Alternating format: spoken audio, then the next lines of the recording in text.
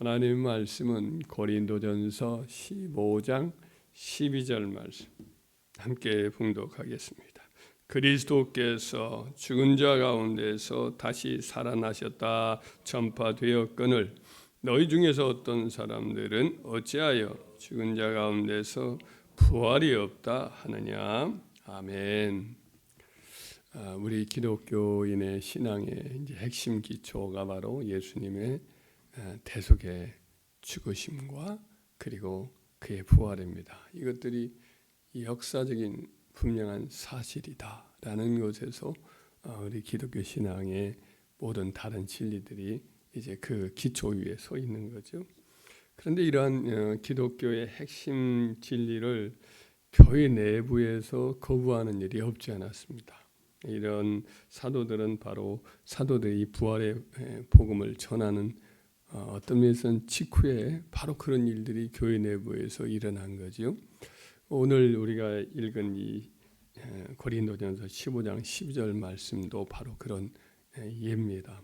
그러니까 사도 바울이 이 고린도 교회 2차 전도 여행을 마치고 돌아왔는데 돌아와서 에베소 지역에서 사역을 할 때니까 한 3년 정도나 길게 하면 3년 정도 흘렀을 텐데 그때 이제 고린도 교회에서 왔던 성도들 몇 사람을 통해서 이야기를 들었더니 고린도 교회 내부에서 이와 같이 오늘 본문의 말씀처럼 이제 죽은 자 가운데 부활이 없다 이런 말을 하는 사람이 있다는 거예요. 아무래도 지도층에 있는 사람이 그런 말을 했다는 거죠. 그래서 사도 바울이 이제 고린도전서에 편지를 쓰면서 그 중에 한 부분을 챕터로 떼어서 15장 전체가 바로 그리스도의 부활과 성도의 부활에 대해서 자세히 이제 이야기를 한 거죠. 어떤 의미에서는 그분들 덕분에 우리는 부활에 대한 자세한 사도의 영적 계시의 가르침을 우리가 이렇게 전해받고 있는 거죠. 그 사람들 덕을 본 셈이죠. 거꾸로 그 성도들의 일부는 장차 그리스도인들이 죽어도 다시 살아나는 일은 없을 것이다 이렇게 말을 하는 거예요. 그러니까 예수님을 믿는다 해도 다시 죽은 뒤에 살아나는 것은 없을 것이다. 만약 이렇게 믿는다는 것은 허황된 것이다. 말도 안 되는 것이다. 그들의 생각에는 사람이 늙어서 이제 병들어서 죽어본들 다시 살아난다 해도 또 늙은 사람으로 태어날 것이 아니냐, 흉할 거 아니냐 이런 생각을 한 것 같아요. 예를 들면 사고로 몸이 망가져서 죽었거나 전쟁 중에 이제 싸우다가 팔이 무너지거나 심장이 꿰뚫어서 다시 살아난다 해도 그게 무슨 뭐 별일이 있겠느냐 이런 생각을 한 것 같습니다. 그래서 사도 바울은 부활장이 고린도전서 15장에서 바로 이제 거기에 대한 반박을 하는 거죠. 죽은 자의 부활이 없다. 그러면 예수님이 죽으시고 다시 살아날 일도 없을 건 아니냐. 예수님이 살아나는 것은 확실하다고 내가 여러분들에게 1장 15장 1절로부터 12절까지 다 이제 자세하게 그 증인들을 내가 설명을 한 것처럼 예수 그리스도께서 다시 살아난 것은 부인할 수 없는 확실한 역사적 사실이다. 만약 그렇다고 한다면 그리스도가 다시 죽은 자 가운데 부활한 것이 확실하다고 한다면 우리 그리스도인들도 역시 죽은 자 가운데 부활할 것 역시 당연한 거다. 만약 죽은 자의 우리 성도들의 죽었다가 다시 살아나는 것이 없다면 예수님도 죽었다가 다시 살아날 일은 없을 것이다. 예수님이 죽은 자 가운데 부활하신 것이 분명하다면 그를 믿는 자들도 역시 동일하게 이제 죽은 자 가운데 살아나는 것은 당연한 거다. 또 이렇게 이제 설명을 하는 거죠. 또 사람이 죽은 다음에 다시 살아나는 것이 뭐 얼마나 다르겠느냐라고 생각을 하겠지만 자연이치로 보면 이 죽었다가 다시 살아나는 것이 얼마든지 다른 영광스러운 변화가 있을 수 있다 하면서 35절 이하에는 또 예를 들면 한 알의 밀알이 한 알의 씨앗이 땅에 떨어졌다가 다시 살아나면 놀랍게 크고 놀라운 나무로 변화되는 거 아니겠느냐. 곡물을 심으면 그 곡물 하나지만은 그것이 썩어서 죽으면 놀랍게 풍성한 곡물을 맺는 그와 같은 작물로 자라나지 않느냐. 예를 들면 뭐 여러 가지 자연적인 여기 예를 이렇게 드는 거지요. 여기서 그와 마찬가지로 유충이 변화해서 놀랍게 나비가 되고 알이 변화해서 새가 되어서 창공을 나라는 것처럼 이처럼 육의 몸을 심으면 영의 몸으로 바꿔지고 아주 썩고 보잘것없는 몸을 심었는데 크고 영광스러운 몸으로 다시 사는 일은 자연 세계에서도 얼마든지 있는 것이다. 이와 마찬가지로 하나님 백성의 모습이 죽은 자 가운데 부활할 때는 별과 같은 영광, 달과 같은 영광, 해와 같은 영광으로 얼마든지 그 영광이 달라질 수 있는 것이다. 그러니까 육의 몸에 있으면 신령한 몸도 있는 것이다. 이걸 믿으라. 이렇게 이제 설명을 해주고 있습니다. 그렇습니다. 이 고린도 교회에 썼던 이 사도 바울의 부활에 관한 이 영적 계시의 말씀 그대로 그들이 주장했던 바는 잘못된 거고 사도가 가르친 말씀대로 죽은 자의 부활은 확실하고 그 영광은 놀랍게 우리가 상상하기 그 인격성은 동일하게 유리지만 상상할 수 없는 엄청난 영광의 몸으로 다시 살 것을 확실하게 여러분들도 믿으시길 바랍니다. 또 이런 또 똑같이 아까 말했던 고린도 교회에서 있었던 일과 같이 몇 년 후에는 또 어디에서 그런 일이 있느냐? 에베소 교회. 이 고린도전서를 썼던 사도 바울이 그 장소였던 에베소 교회에서도 또 부활에 대해서 이견을 다는 사람들이 또 일어납니다. 디모데후서 2장 16절 이하를 보면 이런 말씀이 나와요. 망령되고 헛된 말을 버리라. 그들은 경건치 아니하며 점점 나아가나니 그들의 말은 악성 종양이 암덩이가 마치 퍼져나간 것 같은데 그 중에 후메네오와 빌레도가 있느니라. 진리에 관하여는 그들이 그릇되어도다. 부활이 이미 지나갔다 하므로 어떤 사람들의 믿음을 무너뜨리느니라. 사도 바울이 이제 이 디모데 후서를 쓸 때는 제2차로 또 로마 감옥에 갇혀 있을 때죠. 얼마 있다가 세상을 이 편지를 쓰고 나서 세상을 떠날 텐데 그때 이제 썼던 그의 편지를 보면 후메네와 빌레도라는 사람은 부활이 이미 지나갔다 이런 말을 공공연하게 퍼뜨린 거지요. 그렇게 설교 시간에 그들이 또 이제 상당히 지도자급이었던 것 같은데 그래서 성도들에게 말할 기회가 되면 이런 말을 이게 사람들에게 한 거죠. 예수의 부활은 인정할지 몰라도 성도들의 부활은 이미 끝났다, 이미 지나갔다 이렇게 이제 주장을 하는 거죠. 예수님의 부활은 인정할 수 있다. 그분은 특별한 분이니까. 그러나 성도들의 부활의 가능성은 없다. 이렇게 주장을 한 거예요.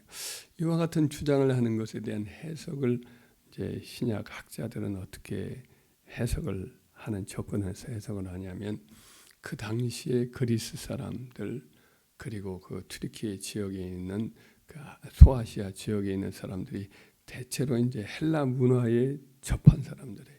그 당시에 헬라의 문화의 중요한 하나의 그 철학적 경향이 뭐냐면 그 당시에 이제 그 영지주의라고 하는 이단 철학이에요. 영지주의는 사람의 어떤 존재나 세계의 존재가 실체가 있고 허상이 있다고 봅니다. 보이는 이 세계는 다 이제 불완전하고 사실은 허상이라는 거예요. 본질은 이 보이지 않는 이데아의 세계에 있는 것이 보이는 것으로 나타난다는 거예요. 그래 이데아는 순수하고 영원한 것이지만은 보이는 이 세상 이것들은 육의 세상은 이 다 보이는 세상이나 육체는 다 이것이 부정하고 더럽고 악한 것이라는 타락한 거라는 거지요. 그것은 이제 플라톤의 동굴 이론이라고 하는 동굴에서 어떤 존재가 이렇게 있으면 그 어떤 것이 비추어서 벽에다 이렇게 그림자가 비추는 건데 세상에 나타난 것은 벽에 비추어진 그림자 같다는 하는 거죠. 실체가 아니라고 보는 거예요. 그래서 우리 인간에게는 영혼, 우리의 영혼이라는 것은 영원한 것이고 그것이 실체인데 육체는 더럽다는 거예요. 육체는 악하고 부패하고 그렇게 이원론이 있기 때문에 그들은 인간이 구원을 받는다 해도 영혼, 가장 중요한 영혼만 구원을 받는 거지.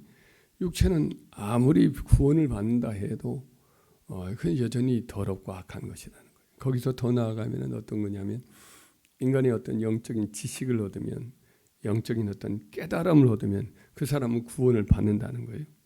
그러나 그 사람의 육체는 여전히 더럽고 악하기 때문에 범죄하는 그 사람 이후에 범죄를 구원받은 이후에 범죄한다 해도 사람은 영은 구원받은 것은 변함이 없고 육체는 애초부터 더러운 것이니까 아무 문제가 없다는 거죠. 죄를 범해도 누가 범하는 거예요? 육체가 범하는 거예요. 영은 이미 구원받았다고 보는 거예요. 그래서 오늘날 이제 구원파 이단이라든지 최근에 무리를 일으키고 있는 유광수파, 전도를 강조하고 있는 유광수파도 자기들은 이미 득도했다는 거예요. 구원받았다는 거예요. 그래서 죄를 범한다 해도 술 마시고 못된 이 술집에 가서 못된 짓을 하고 그래도 이미 이 복음의 깨달음, 진수를 얻었기 때문에 자기들의 구원은 아무 이상이 없다. 그러니까 지도층부터 이제 타락을 하는 거지요. 그래서 이와 같은 일이 구원파야. 이단도 그렇고 유광수 이단도 그렇고 초창기의 영지주의 이단들이 그런 경향성이 있었던 거예요. 그래서 예수님도 사실은 십자가에서 죽은 것이 아니고 다시 그 구레네 시몬이 죽었지 예수님이 죽은 게 아니다. 이렇게 이제 이야기하는 거예요. 그렇게 신성한 분이 어떻게 죽을 수가 있느냐 이렇게 그들은 이제 주장을 하는 거죠. 그래서 그와 같은 이단과 사이비의 가르침이 초창기부터 있었어요. 사도 바울이 이제 편지를 써서 그와 같은 가르침에 대해서 이제 지적을 하면서 잘못되어 있다 이런 이야기를 한 거죠. 근데 그 이후에도 교회 시대에도 또 비슷한 유의 여러 가지 부활에 관한 왜곡된 가르침들이 일어났습니다. 이제 신신학이라고 해서 20세기에 일어났던 여러 가지 신학을 왜곡하는 그런 현상들이 있는데 그들은 뭐 성경을 난도질을 해가지고 자기들이 믿고 싶은 특별히 이제 산상수훈 정도의 교훈 정도만 믿고 나머지 것들은 안 믿었어요. 그런데 이제 그와 같은 신신학을 반동해서 정통주의 신앙을 우리 믿는다라고 주장했던 사람들이 있어요. 하도 나쁜 짓을 하는 잘못된 신학, 왜곡된 신학이 있는데 그래도 정통으로 돌아왔다고 생각하는 이 이제 신학이 바로 신정통주의 신학이라고 신정통주의. 그런데 신정통주의 신학의 이제 거두가 바로 이제 칼 바르트라는 사람인데 지금 통합측 교회에서 교회들이 믿는 통합측 광나루 신학이라고 그래요. 장로교 신학. 이쪽에서 따르고 있는 것이 신정통주의 신학입니다. 그러니까 상당히 그 나름대로 정통주의다 하고 있는데 속내를 들여다보면 사실은 그렇지 못한 구석들이 많아요. 신정통주의 신학의 거두인 칼바르트라 이런 사람들은 의미를 중요합니다. 의미, 사실보다도. 예수의 부활은 어떤 거냐? 예수의 부활의 중요한 것은 부활하였다고 그들이 믿는 그 사람들의 실존적 견해가 중요하다는 것. 예수님이 정작 십자가에 역사적으로 죽었고 부활한 것 이것보다도 그것을 바라보고 인식하는 생각이 더 중요하다는 거예요. 그러니까 그 사람이 가지고 있는 인식과 현상에 대한 이런 사람들의 감각, 거기에 대한 인간의 어떤 의미를 부여함, 이것이 더 중요하다고 생각하면 사실은 뒷전으로 물러가고 사실은 그렇게 중요하지 않은 셈이 되고 말아요. 그래서 이제 예를 들면 신신학의 또 하나의 잘못된 그 경향을 쫓는 교파 중에 하나가 이제 우리나라의 그 기장파라고 해서 기독교 장로의 파가 있어요. 기독교 장로의 파의 강원룡이라고 하는 총회장도 하고 굉장히 존경을 받는 그 목사님이라든지 이런 분들의 설교를 보면 부활절 설교예요. 그래서 한번 제가 참고하려고 그분을 한테 좋아해서 그분 설교집을 보고 설교를 한번 살펴본다고 살펴봤어요. 부활절 설교 몇 편인가를 봤던 것 같아요. 그 내용이 다 뭐냐? 정치적 변화, 한국 사회 전체의 한국 정치의 어떤 혁신, 개혁, 이게 부활절 설교예요. 그러니까 예수님의 부활에 대한 역사적 사실을 하나도 강조 안 해요. 강조가 없어요. 그분들의 관심들은 예수님의 죽으시고 부활하신 것과 우리 신자들의 몸의 부활에 대해서는 조금도 관심도 없고 강조도 안 해요. 중요한 것은 우리가 이와 같은 부활의 새 생명, 죽었다가 부활한 그와 같은 어떤 혁신과 개혁의 정신을 정치에 접목해야 된다. 우리나라의 정치 사회에 적용해야 된다. 이런 이야기만 하고 있는 거예요. 그러니까 이것은 굉장히 위험한 거죠. 그래서 신정통주의나 이와 같은 잘못된 신신학에 기초한 그와 같은 기장측의 여러 견해들, 이게 다 성경적이지 아니하고 사도의 견해에 떨어져 있는, 문제가 있는 견해인 거죠. 다 왜곡하는 거죠. 우리는 가장 먼저 강조해야 될 것이 예수님께서 2000년 전에 십자가에서 대속의 죽음을 역사적으로 사실적으로 그분이 경험해서 죽으셨고, 그리고 죽은 자 가운데 사흘 만에 분명히 역사적으로 돌이킬 수 없이 확실히 다시 살아났다. 몸을 가지고 살아났다. 변화된 영광의 몸으로 살아갔다. 이 역사적인 분명한 부활 신앙을 가져야 할 줄 믿습니다. 그리고 그 기초에 힘입어서 우리도 똑같이 우리 몸도 죽은 자 가운데 때가 되면 우리 주님이 재림하실 그때에 바로 영광스럽게 무덤에서 몸이 변화되어 일어나 영혼과 합쳐져서 우리 주님이 다스리를 그리스도의 왕국에서 영원토록 새롭게 된 영광의 몸으로 살아간다. 이 사실을 분명히 비대할 줄 믿습니다. 그 부활의 신앙의 2차적 적용 같은 경우는 역사적 사실의 기초 위에 또 얼마든지 적용을 할 수가 있겠지요. 그러나 이 역사적 기초와 사실에 대한 확신한 이 믿음이 없으면 나머지 것들은 다 이제 허상이 되고 왜곡될 수 있으니까 우리는 초창기부터 일어났던 이와 같은 여러 가지 잘못된 견해들, 지금도 그렇고 앞으로도 또 이런 일이 일어나겠지만 우리는 사도의 이 가르침, 그들이 보고 들었고 만졌던 주님의 부활에 관한 확실한 신앙을 가지고 앞으로도 견고하게 서서 흔들리지 않는 저희가 되기를 주의 이름으로 축원합니다.